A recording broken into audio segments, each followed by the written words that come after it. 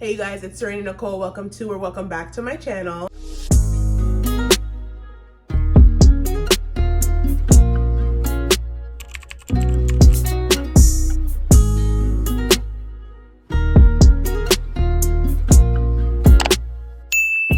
For today's video, I'm going to be filming a full face of makeup tips and tricks that I wish I would have known sooner. I'm telling you guys, there are so many little tiny itty bitty details in makeup and just doing a full beat that you kind of miss out on sometimes, especially if you had no idea of these tips and tricks. I've been doing makeup for 13 years. I know.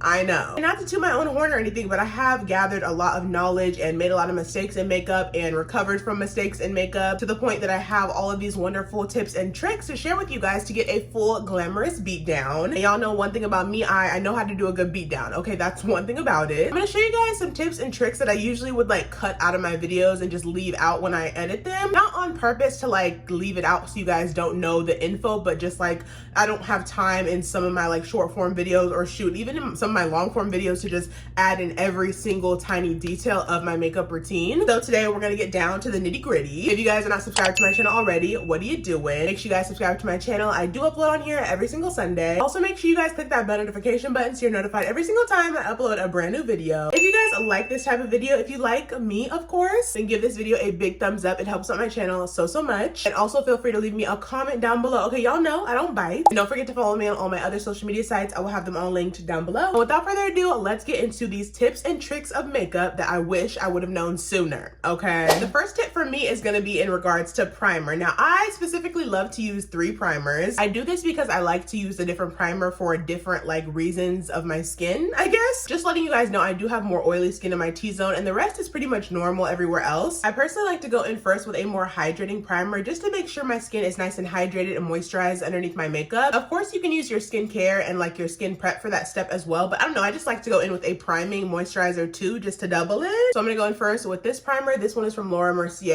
It's their hydrating primer. And I'm literally just gonna put this all over my face and rub-a-dub-dub her in. And it's really important that I still do use some sort of hydrating primer underneath my makeup, even if I don't have a super dry skin, just because you still want your makeup to be nice and moisturized. I wear a lot of powders on my face, so having a nice like moisturized primer underneath all of my makeup is really gonna make everything look not so cakey. Next up, I like to go in with some sort of gripping primer. Now I like to take this one more so in my T-zone and I just kind of push it everywhere else once I blend it into my skin. But I like to go in with a grippy primer because this is going to grip my makeup onto my skin all night long and just make sure that my makeup really sticks to my face and it's gonna give me a nice tacky base. So I'm gonna go in with this one, and this is from Milk Makeup. This is their Hydro Grip Primer. Now I'm gonna take some of this, like I said, mostly in my T-zone because that's where my makeup gets the oiliest and that's where it kind of slides off the fastest. So I'm just gonna take it on the T-zone and then kind of spread it out everywhere else once I blend it onto my skin. Essentially, you do want your makeup to grip everywhere, but you guys know what I'm saying. It's basically in the places that your makeup can kind of like slip and slide off the most, if that makes sense. Okay, now I'm gonna go in with my last and final primer for this routine. This is the Benefit Professional Light Primer. Now, if you have more dry skin, I would definitely skip this step. You do not need this product. This is gonna be for my really oily girls or for the girlies who have more oily skin and like a little bit more emphasis on their pores and texture kind of in this area. So I'm gonna go in with this. I'm gonna take a little bit on the back of my hand first, and I'm gonna use this one just because the other 2 primers that I use don't really have any blurring properties or any like smoothing properties at all, because the first primer was for moisturization and the second primer was for gripping. So neither of those are really gonna blur any like texture or pores. So that's why I go in with this primer to get the ultimate blurring effect.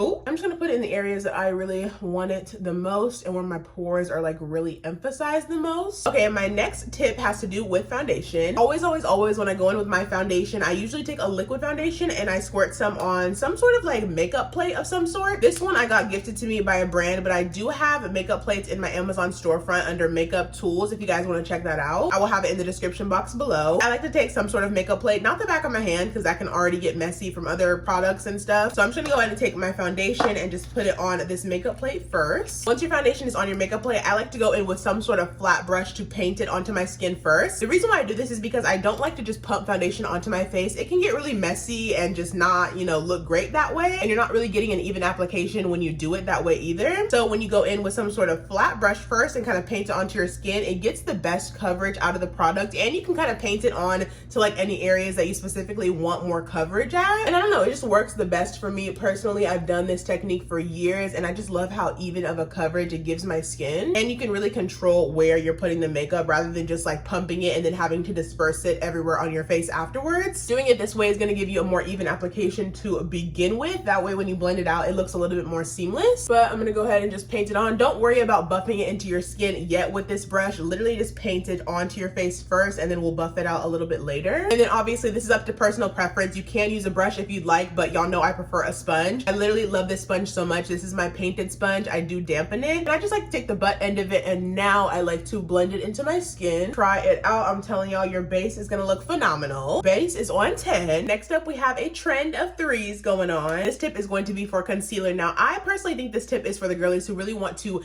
elevate their full glams and just take them to the next level. Shoot, all of these tips are basically for those type of girlies. But I'm gonna show you guys how I do my triple concealer technique. Basically, I just use 3 different shades of concealer. It doesn't have to be 3 different types, but just 3 different shades. I like to first go in with a concealer shade that's basically my skin tone. I like to take it right here where my like liquid blush kind of ends. So I put that one right here, kind of like on the sides of my nose. And then I like to go in with my second lightest concealer. Now this one's gonna be like a middle shade, probably like 3 to 4 shades lighter than my actual skin tone. I'm gonna go ahead and sandwich this one right on top of the one that we just applied. I also take some of this shade like on the bridge of my nose, my forehead, upper lip, and then also my chin. And then last but not least, I go in with my lightest shade. Now this one's probably gonna be like 6, 7 shades lighter than your complexion. This one I'm gonna take in the very, very inner corners of my under eye, just because I do want to get that nice ombre effect. So basically using all 3 of these shades is really gonna make that nice ombre. Trust me, you guys will see once I blend it out. Okay, don't you fear. And again, obviously this is not like something you have to do. I know it's extra, but I'm just saying if you want to elevate your glam, then maybe take my advice. Okay, I don't know. Gonna go in with my painted sponge again and just blend this out to show you guys the magic, darling. I also like to save my under eyes for last when blending them out, just because when you let them sit for a little bit longer, they get a little bit more tacky, which equals fuller coverage underneath your eyes. So another quick tip. Okay, now let's watch this magic unfold. I'm gonna go in and blend underneath my eyes. Y'all will see exactly what I am talking about. It's about to look so fire. All right, y'all, here is the blend, and you're not gonna tell me that doesn't look phenomenal. Like it absolutely does. Literally obsessed with how my under eye turns out every single time I do this technique. It's definitely a must try, especially if you haven't tried it before. Maybe even start out with 2 concealers and then kind of just work your way up, or go full throttle and do all 3. Okay, it's up to you. Okay, now the next tip has to do with setting powder. Now I'm gonna go into my setting powder. I just love using this one from One Size. It's the powder in Ultra Peach, and I like to take a powder puff. This one is from Huda Beauty. It's just like a velour powder puff. I'm gonna go ahead and dip it into the powder, and as you guys can see, after I dip it into the powder, it's a little bit chunky. It has some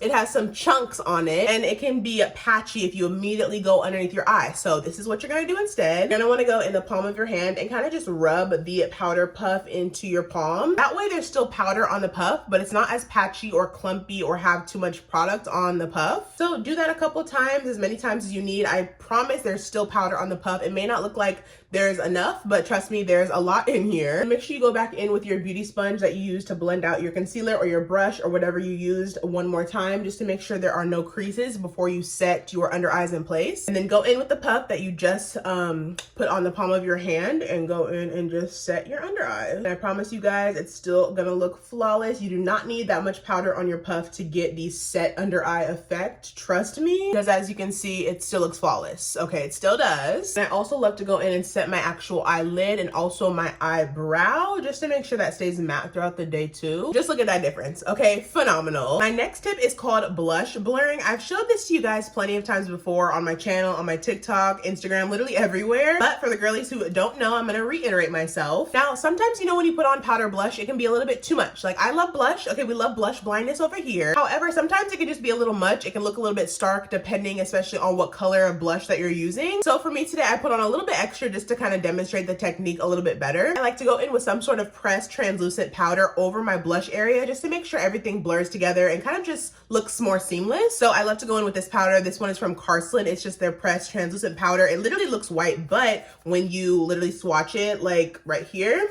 it blends into your skin like it was never there. So I love to go in with this. I'm just gonna take like Like, let me see. Okay, I'm gonna take a more denser brush. It's still larger, but it's a little bit more dense. This is the LBF2 from Lunar Beauty. I'm gonna go ahead and swirl into the powder. I'm gonna show you guys one side first so you can really get into it. Swirl into the powder, tap off the excess. I'm just gonna go over my blush area all over just so you guys can see what it do. And as you guys can see, literally look how much better this looks. Obviously this side looks more bright and a little bit more stark. And this side you can still see the blush, but it does look a little bit more like cohesive and blended in together, like into your skin. So depending on how many coats you use is how much blurring effect you will get. And just remember, the more coats you use, the more like toned down your blush is gonna look. So 1 to 2 coats should be enough. For lighter blushes, probably 1 coat, but for deeper, darker blushes, maybe 2. But yeah, I love how it looks. It looks really good. You can still see my blush, of course, but it's just not too stark like in your face. Okay guys, and the next tip I have for you is actually a Q-tip. I like to go in with a Q-tip in my waterline before I apply any eyeliner in there. I usually go in with some sort of like cream eyeliner in my waterline, but I also like to go in with a Q-tip prior to putting my eyeliner there, just to make sure there's no like residual eyeshadow or any powders in my waterline that would hinder the appearance of the eyeliner being there. All right, you guys, and my next tip is pretty like self-explanatory and it's pretty common. I feel like every makeup girly does this, but if you don't, here's the tip. I like to go in with my eyelash glue on my lashes first and let them get a little bit tacky before I apply them onto my lid. I also like to apply mascara on my lashes too, just so they have something to sit on, so they don't just sit on my bare lashes, you know? So I'm gonna go in, I love to use, where's my glue? This is the House of Lashes Clear Adhesive. I love to use this one on my lashes literally all the time. It's my top favorite glue. I'm gonna go in with this on my lashes and I'm just gonna let them sit. I'm just gonna let them sit for probably like 30 seconds to a minute on the band, and then I'll put them on afterwards. That way they don't like slip and slide around my eye or anything and cause a huge mess. So if you're not doing this already, then I would definitely recommend you start. After I put on my lashes, I like to go over my liquid eyeliner one more time just to make sure there's no like residual glue there's no white spots from the glue, or just to make it look nice and cohesive and to kind of just hide the lash band a little bit better. I do this every single time I do my makeup. I never skip this step. And it's especially good because even though you may not be able to see like little glue or little mistakes behind your lashes, when you look down or like whenever you're looking at anything on the ground, people will be able to see. So just make sure you don't get clogged. The next tip I have is to go in with any type of powder. It can be a pressed powder, translucent, whatever you got. I like to use my Carson powder. I'm gonna go in with this and put it on top of my lips before I apply my lip liner. Now, I don't do this to make my lip liner last longer or anything. It's not really what the purpose of this is. It's really to just make sure that your lips are matte before you apply any lip liner, so that way your lip liner can be really nice and crisp and just glide on a little bit better. Because when your lips have like chapstick on them, or they just have something that's like really creamy and slippery, then it's not really gonna slide on the best. It's kind of just not gonna make a good line. But if you have a nice matte surface, the lip liner will glide on so much easier and it'll be so much more pigmented too. I'm just gonna go ahead and powder up my lips. Literally glides on like butter. The next tip I have is to go over your liner with a lip gloss. This is basically called like glossing your liner, I guess. I usually go in with a deep brown lip pencil, so I'm gonna go over it with this color from NYX. This is their butter gloss in the shade Lava Cake. Now this is gonna basically make sure your lip liner stands out, because when you apply your lipstick and glosses on top of your lip liner, it can kind of get lost in the sauce sometimes. So being able to put this color over the lip liner will kind of reinforce it and just make it stand out in your combo a lot more. So I'm gonna go over my lip liner with this color, just matching it to whatever color lip liner that you have. If it's like a pinky color, you can go over it with a pink. If it's like a more nudie color, you can go over it with a nude. Just on the outer edges though, don't get it in the center of your lips, just like that. And then you can go ahead and continue on with the rest of your combo. And last but not least, I would recommend going in with 2 different types of setting sprays. I like to go in with a setting spray first that's really gonna melt my makeup down, that's gonna melt my powders into my skin, and to really just make my makeup look so flawless. This spray is also gonna hydrate my skin as well, so this is really gonna be a good step for my dry skin girlies. So I'm gonna go in first with this one from One Size. This is their powder melt spray. You can also go into the one from Morphe, their continuous setting mist. That one's really hydrating too. So I'm just gonna go ahead and spray this one on first. And then last but not least, I'm gonna go into this setting spray. Now this is more of like a finishing or a sealing spray. This one is the One Size Until Dawn with SPF 28. I also like the original Until Dawn as well. This one's just gonna give you some sun protection, but this one is really gonna make sure your makeup lasts. Okay, now the first spray was just to melt all your makeup down, make it look seamless and nice and hydrated. But this one, this ain't gonna really give you no hydration at all. This one is really gonna lock in your makeup to make sure it's crease proof, sweat proof, transfer proof, all of the above proof. So this one is really more so a sealing spray. That's why I like to use both of them, just to get the properties of the melting and then also the properties of keeping my makeup on all night. So I'm gonna go in now with this second spray. And don't be shy either. All right, you guys, this is the final look using all of my makeup tips and tricks. What do we think? What do we think? Honestly, I love this look, you guys. This is like my everyday makeup look, to be honest. She's my tried and true, okay? And I can always count on all of these makeup tips and tricks to have me looking like a glamorous goddess, okay? Get into the B, get into the B. Let me know in the comments down below what your favorite makeup tips and tricks are. Do you guys love these tips that I use? Do you have other tips that I may not have mentioned that you could put me on to? If you guys are not subscribed to my channel already, then what are you doing? Make sure you guys subscribe to my channel. I do upload on here every single Sunday. Also click that bell notification button so you're notified every single time I upload a brand new video. If you guys like this video, be sure to give it a big thumbs up, okay? It helps out my channel so much. And also leave me a comment down below. Like I said, I don't bite. And don't forget to follow me on all my other social media sites. I will have them all linked down below. Thank you guys so much for watching again, and as always, I will see y'all in my next video. Bye.